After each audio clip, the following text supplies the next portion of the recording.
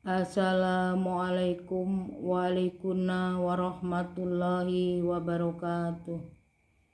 Bismillahirrahmanirrahim.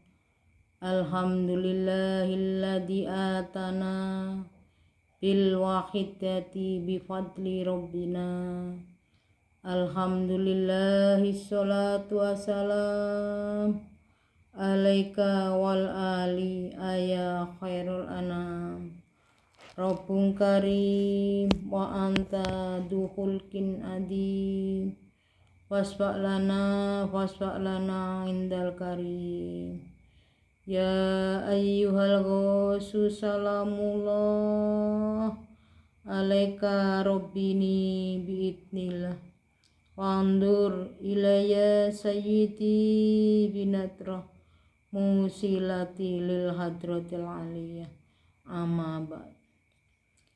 Kepada Shahibul Bait yang kami hormati, kepada para pembina kanak-kanak Wahidiyah yang kami hormati, kepada anak-anakku sekalian Jamaah Mujadah Usbuyah yang kami banggakan, ungkapan rasa puja-puji tasakur kehadirat Allah Subhanahu wa taala.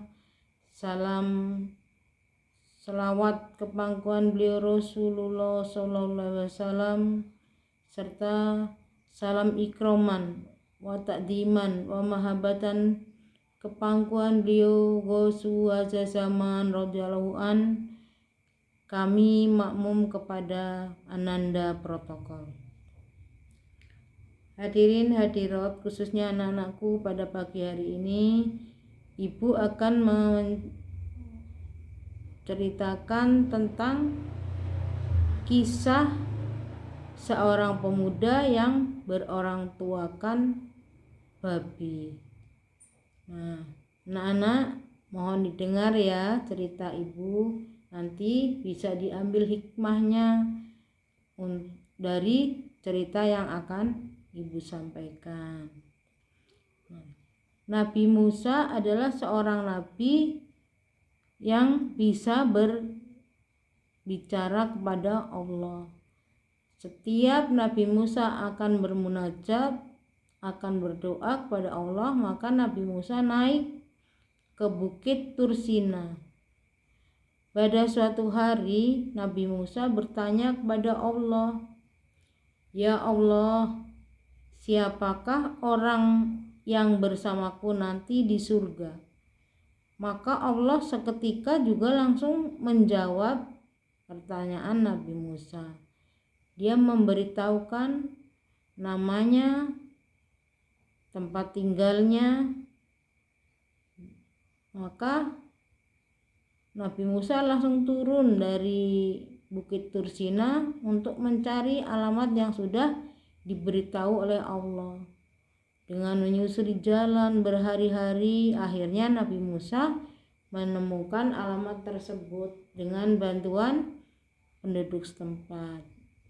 Setelah memberi salam, dipersilakan Nabi Musa duduk masuk di ruang tamu. Sedangkan tuan rumahnya tidak melayani Nabi Musa. Dia masuk ke dalam bilik kamarnya, kemudian keluar membawa seekor babi betina yang besar. Kemudian babi itu dibersihkan, dimandikan dengan penuh kasih sayang, dielap hingga kering, lalu dipeluk, dicium, baru diantar masuk lagi ke dalam kamar semula. Kemudian keluar lagi dengan membawa seekor babi jantan yang lebih besar. Kemudian babi jantan pun dimandikan, dibersihkan dengan penuh kasih sayang, dielap, dipeluk, dicium, kemudian dibawa masuk ke kamar semula. Setelah itu baru melayani Nabi Musa. Nabi Musa bertanya, "Wahai saudara, apa agama yang kalian anut?" Maka Pemuda menjawab, agamaku Islam. Kenapa kamu memperlakukan babi seperti itu? Kita tidak boleh memperlakukan babi seperti itu. Maka pemuda itu menjawab, wahai Tuan hamba, kedua babi itu adalah kedua orang tua kandungku. Karena dia sudah berbuat dosa yang besar kepada Allah, maka Allah telah merubah menjadi menyerupai babi. Urusan dosa dia bukan urusan kita. Kita sebagai anak harus wajib untuk melaksanakan tugasnya, berbakti setiap hari seperti Tuan hamba melihat tadi. Kita seorang anak bertugas untuk berbakti dan mendoakan kedua orang tua kita. Setiap hari saya berdoa mudah-mudahan Allah mengampuni dosa-dosanya dan mengembalikan menyerupai babi menjadi seperti manusia seperti semula. Hanya Allah saja yang belum mengabulkan doa-doa saya. Kemudian seketika itu Allah menurunkan wahyu kepada Nabi Musa. Wahai Musa, inilah orang yang nanti akan bersamamu di surga. Karena dia berbakti kepada kedua orang tua dan selalu mendoakan kedua orang tuanya, maka Allah telah mengangkat makomnya menjadi anak soleh di sisi Allah. Karena doa anak soleh, maka Allah telah mengampuni dosa-dosa kedua orang tuanya. Tempat yang sudah disiapkan oleh Allah di neraka, maka Allah telah memindahkan tempatnya ke dalam surganya Allah. Walaupun banyak sekali dosa yang mereka lakukan, itu juga bukan urusan kita. Urusan kita sebagai anak adalah berdoa meminta ampunan kepada Allah supaya kedua orang tua kita diampuni oleh Allah Subhanahu wa taala.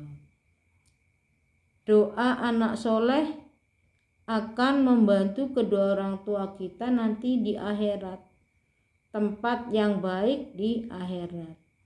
Inilah yang dinanti-nanti oleh para ibu bapak di dalam alam kubur. Arti sayang kepada kedua orang tua kita bukan tentang kekayaan, tetapi sayang seorang anak pada kedua orang tua itu dengan mendoakan kedua orang tua kita supaya diampuni dosa-dosanya. Doa anak soleh bisa menebus dosa-dosa kedua orang tua kita. Nah, anak-anak sebagai anak harus berbakti kepada orang tua. Doakan kedua orang tua kita supaya diampuni dosa-dosanya oleh Allah, diberi tempat yang layak di sisi Allah. Jangan berhenti-berhenti mendoakan kedua orang tua kita. Demikianlah tadi cerita yang Ibu sampaikan. Marilah kita ambil hikmahnya, sebagai anak harus selalu berdoa, berbakti kepada kedua orang tua kita. Demikianlah tadi dari saya, segala salah dan hilaf mohon maaf yang sebesar-besarnya. Wabillahi taufiq wal hidayah wa rasulih sallallahu alaihi wasallam aswa tarbiyah wa min ghosasa zaman anatroh wal barokah wal karomah. Wassalamualaikum warahmatullahi wabarakatuh.